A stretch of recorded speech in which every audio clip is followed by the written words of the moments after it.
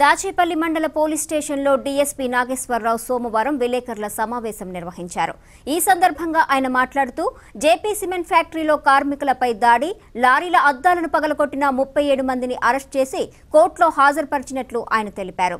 DSP వెంట CI ఏ Srinivas, SI P Kiran సురేష్లు పాల్గొన్నారు.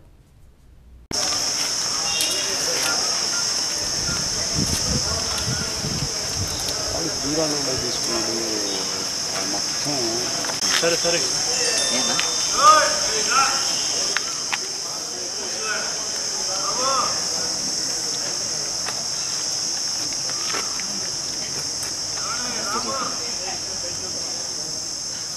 అది సిపిఐ ప్రోగ్రామ్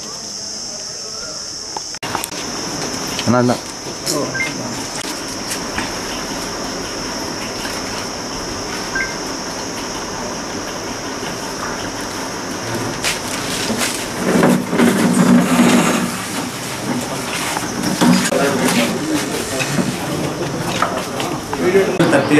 ఉదయం 15 దుర్గా సిమెంట్ ఫ్యాక్టరీ పరిసరాల్లో జరిగిన అల్లర్లు కానీ, దుర్గా సిమెంట్ ఫ్యాక్టరీ యాజమాన్యం పైన, వర్కర్స్ పైన జరిగిన దాడిలో కానీ మొత్తం 47 మెంబర్స్ని మనం ఐడెంటిఫై చేయడం జరిగింది.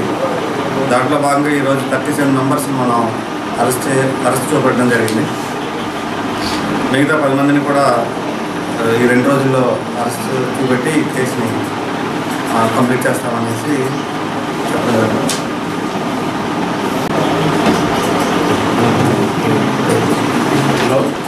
మొత్తానికి ఇక్కడే ఉండిపోయారు కంప్లీట్గా డే అండ్ నైట్.